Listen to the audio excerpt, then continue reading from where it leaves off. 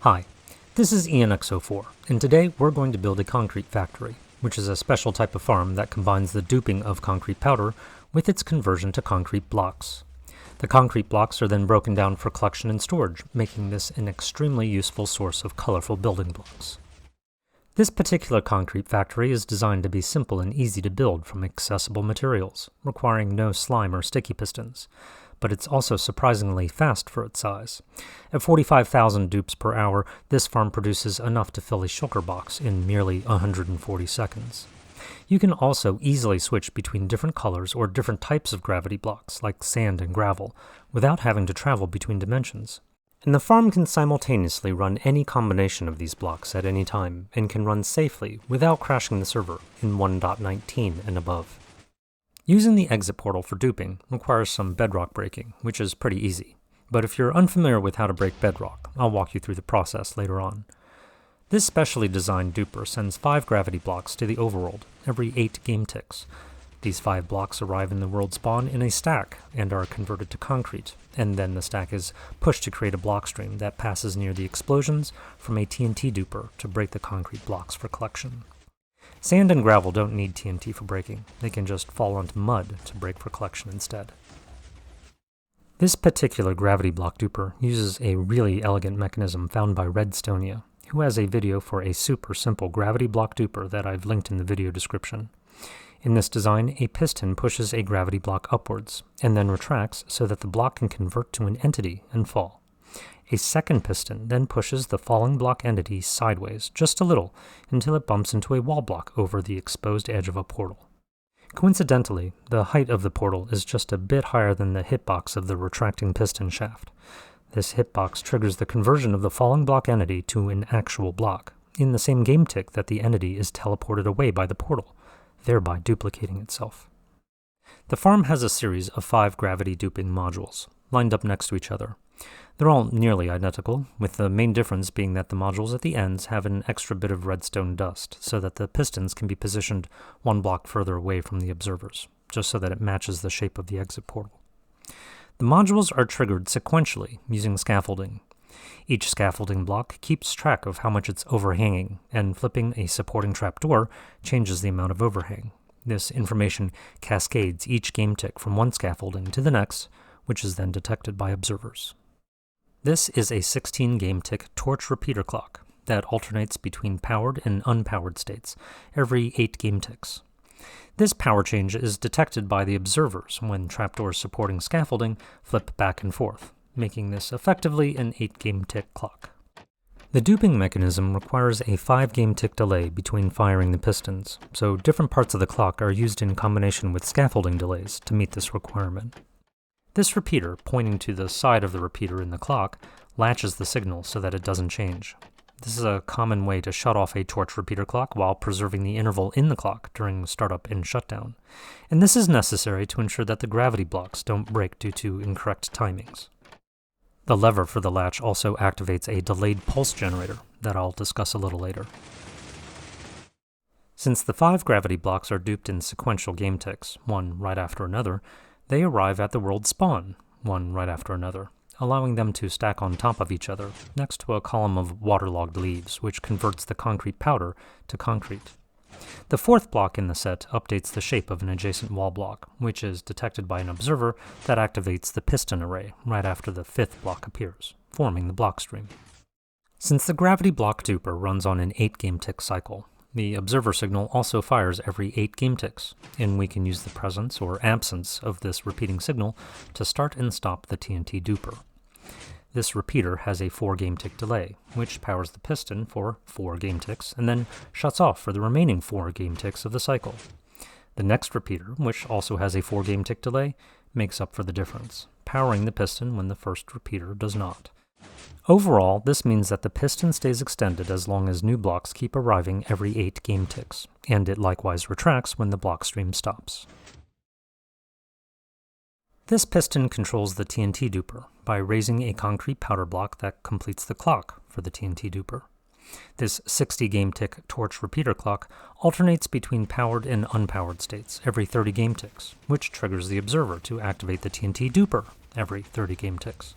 Unlike the previous clock that we built in the end dimension, this clock does not require a latch on a repeater because the powder block QC powers the piston that holds it up, so that it can't shut down prematurely. Sand or gravel will also work instead of concrete powder, but Enderman won't pick up concrete powder, so it's slightly preferred. This TNT duper was designed by Mercury. It's extremely easy to build and doesn't use coral fans, slime, or sticky pistons. This particular variant of the duper uses a water stream to slow down the ejection of activated TNT, which limits the distance it falls before exploding. Check out the links in the video description to learn more. The TNT explodes midair, next to 2 columns of waterlogged leaves. The corner where the waterlogged leaves touch allows some blast rays to pass through so that the block stream breaks, but the damage to entities, like drops, is calculated differently. Drops are shielded from the explosion so that they take only a single point of damage, and since items have 5 health points, this enables the drops to be collected before the TNT can destroy them. The pillars also protect a column of blocks that help eject any drops that might otherwise remain stuck on a horizontal section of the block stream. The extra waterlogged leaves at the base of the pillars protect the sides of the collection pool from the explosion, and also protect some of the drops from the TNT as well. The automatic start and stop of the TNT duper is not just for convenience, it's a critical element of the farm's design. A common problem with TNT dupers is that they can self-destruct if they're left on while they're unloaded and reloaded by the game. And even though this TNT duper is located in the spawn chunks, the game actually stops processing entities like activated TNT if there are no players present in the overworld, or if no entities have teleported between dimensions over the last 15 seconds. The duplicated falling blocks that teleport to the world spawn will maintain entity processing while the farm is running, but there are times when you need to stop and then restart the farm, like when you change the concrete powder in the duper to a different color. I've already addressed how the TNT duper stops when no more blocks arrive, but restarting the TNT duper is a little trickier. The main difficulty is that it takes a long time to start a TNT duper. Once you activate TNT, it doesn't explode until 80 game ticks later, and that doesn't include any delays in triggering the first dupe. Unfortunately, the block stream can reach the push limit of the pistons before the TNT has a chance to destroy it. To compensate for this, the on-off switch for the farm has a delayed pulse generator that allows 1 round of gravity block duping to start, which activates the TNT duper, but then it pauses the gravity block duping so that the block stream doesn't become long enough to jam. The delayed pulse generator is activated using the same lever that controls the clock. Flipping the lever not only releases the clock latch, but it also deactivates a note block, and this sends an update to the redstone torch of a burnout clock, causing it to flicker. The 2 repeaters delay the flicker and convert it to a long pulse that relatches the clock for a short time, before the clock is allowed to continue again normally. If the block stream jams for any reason, the waterlogged leaves over the stack will break any further incoming falling block entities into drops, so that they don't stack up to the build limit. The collection system is just flowing water in a pool to feed a set of 3 double-speed hoppers in a short trench. The open fence gate blocks water from flowing down one side so that the trench has a water stream to sweep the drops across the hoppers. Before starting the build, you should locate the world spawn, since you need to build the collection area of the farm at that location. The world spawn is a specific X and Z location in your world that you can find using a compass that has not been reassigned using a lodestone. This default compass will point to the world spawn, so follow the compass and check from every direction that it's pointing to the same X and Z location. Set down a distinctive block at that location, record its X and Z coordinates, and remove any blocks that might be overhead, like branches or leaves. If you find that you can't place any blocks or break them, it means that your server has spawn protection enabled. You can ask your admin to change the spawn protection settings, but if that doesn't work, you won't be able to build this farm on the server. Similarly, many modified servers, especially those related to paper, will disable TNT duping and gravity block duping, and they prevent bedrock breaking. So if you're on one of these servers, again, this farm might not be for you. But if you would like to press forward anyways, be sure to check the video description for additional resources and information. And actually, go ahead and check the video description regardless, since it will have important information, tips, and corrections to make sure that your build will go as smoothly as possible. And remember that most of the questions that I get in YouTube comments are already answered in the video description. So let's start building. First off, make sure that you're not using a respawn anchor. If you are, you'll find it a lot more convenient to disable it while you're building the farm, and probably when you're running it too. Work your way to a stronghold portal room, set down a bed, and set your spawn point.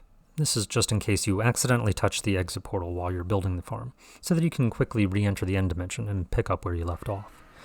Jump into the portal and head to the exit portal, which is at the X and Z coordinates of 0, 0 in the end dimension. The terrain around the exit portal can look different in each world, but I've assumed in this video that the bedrock sides of the portal frame are 1 block higher than the surrounding endstone terrain. If you don't have at least one side of the exit portal that looks like this, just dig away at the terrain so that it matches what's shown, so that the rest of the video will be easier to follow.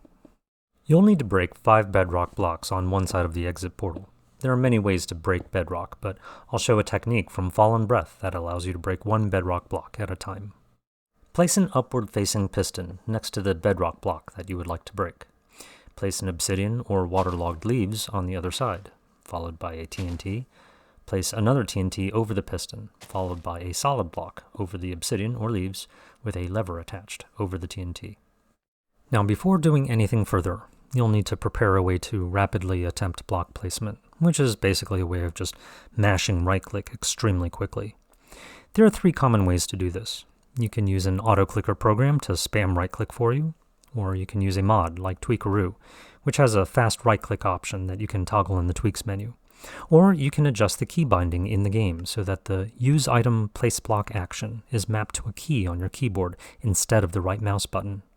In this example, I'll use the R key to use and place blocks. Tapping the R key is just the same as the normal right-click, but holding down the R key rapidly places blocks.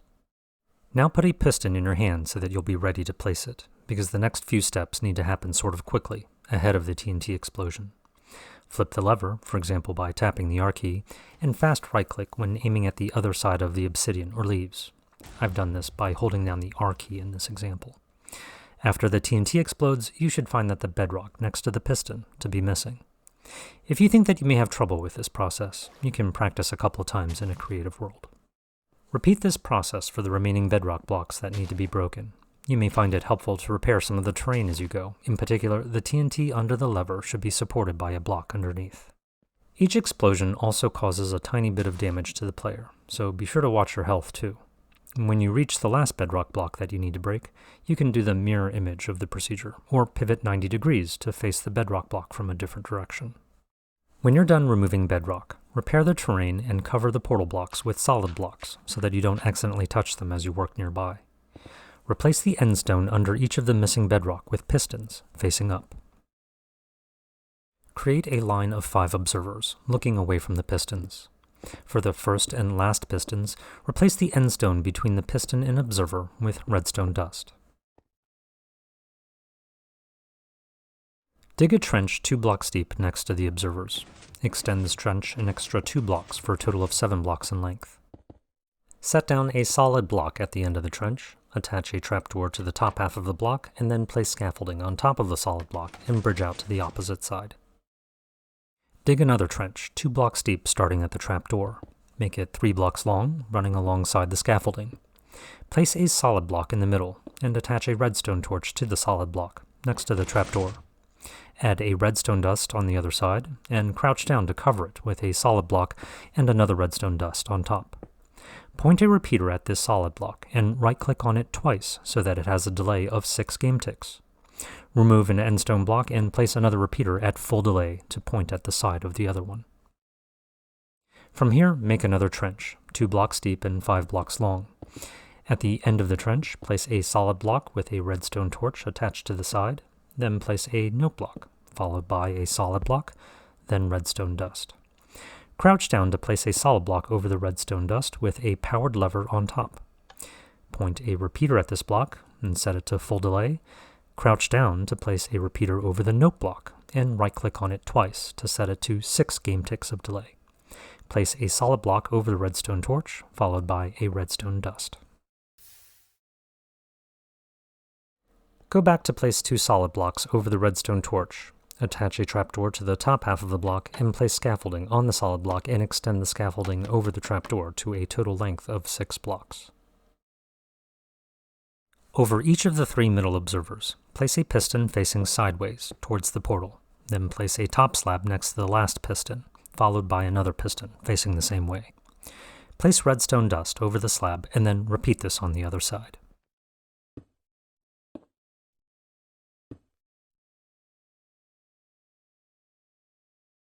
Place 5 observers to look at the scaffolding line. Replace the temporary blocks over the portal with wall blocks, and set concrete powder or sand or gravel on top of the pistons next to the portal.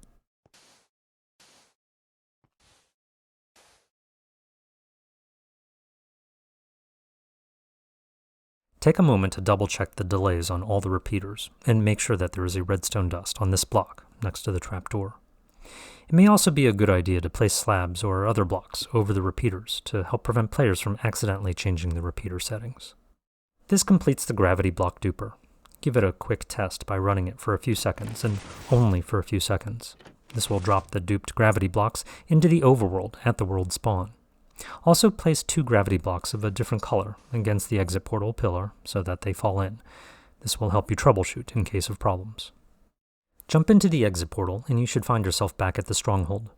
Break your bed and return to the end and go through the exit portal again. This time it will take you near the world spawn. Go to the coordinates that you recorded earlier for the world spawn and look for a tower of your duped gravity blocks at that location. If you don't see any gravity blocks there, or if you only see one block with a bunch of drops around it, your server has probably been modified to disable the spawn chunks. You'll need to build a chunk loader to compensate for this. Be sure to build it in the same chunk as the world spawn. Here is a very easy chunk loader to build, designed by Dark, linked in the description. If you only see your 2 manually dropped blocks, this means that your duper isn't working correctly. You should head back to the end dimension to troubleshoot. Otherwise, break down the tower, for example using a torch. This is where we'll start construction of the concrete converter and collection system. I'll use smooth stone blocks as my building material, since it has borders that make it easy to count. You can use other materials, but since this part of the farm is exposed to TNT explosions, you should try to use stone variants for building, to make sure that nothing breaks, or at least to minimize damage if something goes wrong. The ideal terrain for the collection system would be a flat area for the collection pool, but most players won't be able to choose the build site. Your world spawn might be on a mountain, or in a valley, or in a dense forest. As a result, I'll assume that you need to build the collection pool so that it's elevated over the terrain. So look around and find an empty space above that will give you enough clearance to build the farm. The farm occupies 10 blocks of distance away from the world spawn in the direction of the collection pool, 2 blocks in the opposite direction, and 3 blocks in the other directions. Pillar up on temporary blocks at the world spawn until you reach the desired height for the build. Bridge out on 9 mud blocks in the direction of the future collection pool, and then widen the bridge into a platform so that it's 5 blocks across, with a line of mud in the middle. Stand on the pillar at the world spawn and face the platform. On the right side of the line of mud, replace the middle 3 blocks with mud, and add a line of 3 composters to the right edge of the platform, aligned with these 3 mud blocks. Build off of these 3 composters to make a 7 by 11 border around the platform to hold in the water. When you reach the pillar at the world spawn, use a distinctive-looking block, like granite, for example, to mark the spot. Bridge out on a block on the other side of the world spawn and stack 2 pistons on top so that they face the collection pool. To the left of the pistons, pillar up on 2 leaves blocks so that you can stack 2 more pistons the same way, and then pillar up again on 2 leaves to add a 5th piston on top. Place a temporary block in front of the top piston so that you can place a leaves block over the world spawn. Jump down from the leaves and on the other side of the world spawn, pillar up on 2 blocks and then bridge out on 2 blocks behind the piston array. Place a 3rd block on the pillar and add another block behind the middle piston and run 3 redstone dust from the top of this block back to the pillar. Hop up behind the piston array and add a wall block on top of the pillar and an observer to look at this wall block, powering another block with redstone dust on top. Hop up on this block to place another block behind the top piston to complete the block conveyor, and then bridge out in the opposite direction on 2 blocks, turn right, and then bridge out on 2 more.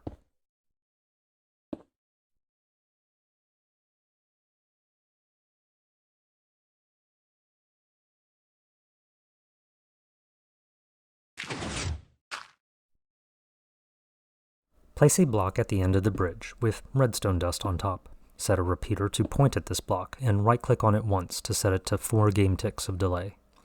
Now crouch down and place a block on top of the repeater and place another block at the corner of the bridge. point a repeater at it, and right-click on it once for 4 game ticks of delay. Take a moment to double-check that both repeaters are set correctly, and make sure that there is a redstone dust on top of this block. Jump up on the corner block to set an upwards-facing piston on top of it, and jump up again to place a concrete powder block on top. Bridge out from this powder block to make a small 4x2 platform towards the collection pool. Set a block in the corner opposite of the powder, and point a line of 2 repeaters at it, one at full delay, and for the other, right-click on it once to set it to 4 game ticks of delay. Place a normal torch on top of the block and a redstone torch on the side of the block. From here, run 2 more repeaters in the opposite direction, back to the powder block. Both of these repeaters are set to full delay. Place a redstone dust on the empty spot next to the powder block to complete the clock. Be sure to double-check all of the repeater settings. Work your way down to the collection pool and use temporary blocks to create an infinite water source by placing 2 water sources at the end of a line of 3 open spaces. Refill your 2 buckets by collecting from the middle water block. Find the middle block along the side of the platform opposite of the composters, and pillar up on 2 temporary blocks, followed by a leaves block, and then bridge towards the piston ray on 2 more leaves blocks. At the end of the bridge, pillar up on 3 more leaves blocks, hop down, add a temporary block next to the pillar, and bridge out and pillar up on leaves blocks to make another pillar, 3 blocks tall. Pillar up on 2 temporary blocks, followed by a building block, and bridge out on a block so that it's over the line of mud below. Jump up and bridge back on 3 temporary blocks. Surround the line of temporary blocks with building blocks on each side. Add another block to the middle of the side further from the world spawn, and place a piston here, facing back to it. Remove the temporary blocks and place an open fence gate over the leaves below, and make sure that the gate is open. Add water to the other side and place a top slab here, so that it's waterlogged. Place an observer next to the water, looking in the same direction as the water flow. Crouch down and place a block over the open fence gate, and then a TNT block over the flowing water. Jump up on the TNT, and build up the sides and place water on top, so that you have a short column of water. Add a top slab so that it's waterlogged. Stand on the observer and bridge out on 4 blocks towards the clock. Peer over the end and place an observer to look at the redstone dust in the clock, powering a block next to a piston facing the TNT duper. Turn around to place a block over the observer, and add another block to the right of the observer. Run redstone dust along the top of the duper, down to the slab next to the TNT, and then cover this redstone with a slab so that Enderman can't reach the TNT.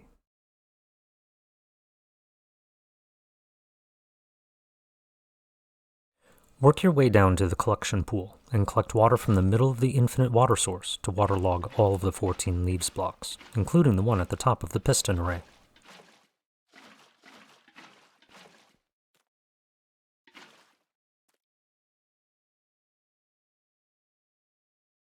Collect 2 more buckets of water, and then fill in your infinite water pool, and then break it down. Place the water sources at the 2 corners on the side of the collection pool opposite of the composters.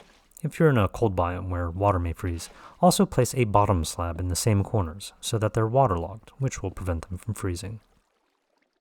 Water should fill in the collection pool, except for a single space. Place an open fence gate next to this empty space on the side toward the world spawn, and then break the line of 3 blocks next to the mud. Build up a wall, 5 blocks long and 3 blocks high, along the collection pool, centered on the open fence gate, and place a torch on top, on the side further from the world spawn. Jump into the pool and ride the water column back down to the ground so that you can build the collection system. Build up a scaffolding tower near the water column. Add hoppers under the 3 composters, pointing down, and feed them into a series of double chests that stick out from under the collection pool. Go to the other side so that you're under the collection pool, and place 3 hoppers so that they feed into the other 3 hoppers, and this should stop the water flow. Now place another row of 3 hoppers right underneath so that they feed into the chests. Note that these chests are filled at double hopper speed, so if you want to expand the storage, you'll need to pull from each of these chests with 2 hoppers.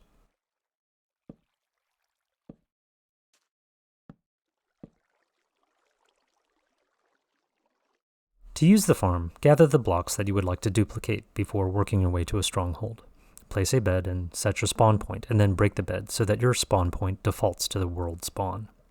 Now go to the exit portal in the end dimension. Load the sand, gravel, or concrete powder blocks that you would like to duplicate, taking care to avoid touching the portal, and then flip the lever.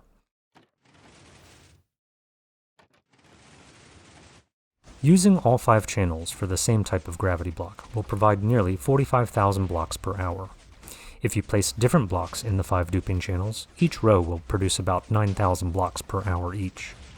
There's a little bit of loss in the collection system, so the upper rows will actually have a tiny bit lower yield, but you may not even notice. If you're duping gravel, your rates will be a little lower than expected because the explosions will convert some of the gravel into flint. As a result, you can intentionally use this farm to produce flint if you like. Use concrete in the bottom row to hold 4 rows of gravel on top, and the farm will produce about 3,000 flint and 33,000 gravel per hour, in addition to the 9,000 concrete blocks per hour from the bottom row. When you're done with a set of duping, you can shut down the farm to switch out the gravity blocks with the next set that you would like to duplicate. The only restriction is that when you turn off the farm, you should avoid turning it back on for at least 7 seconds. This shouldn't be an issue since it takes longer than that to switch out the gravity blocks. And when you turn on the farm, you should let it run for at least 15 seconds, which again shouldn't be an issue in normal use. When you're all done, make sure that the gravity block duper is off, and go through the exit portal. Collect all the drops from the chest so that the storage will be ready the next time that you want to use it. If you have a chunk loader here due to disabled spawn chunks, you can turn it off now. Well, I hope that you've enjoyed this video and find it helpful in providing a massive supply of colorful building blocks for your world. I'd like to thank everyone on my Discord who contributed their ideas, feedback, and investigations towards this farm design. And in particular, Big Booty 17 and Jaden DSG were both fantastic contributors in pushing the capabilities of this farm. Big Booty 17 did a lot of work to increase the number of gravity block duping channels, to simplify the overworld build, and to brainstorm ways to remotely control the TNT duper. And Jaden DSG investigated ways to have the TNT duper automatically start and stop without jamming. I am genuinely grateful for your help, so thank you. And thanks for watching today.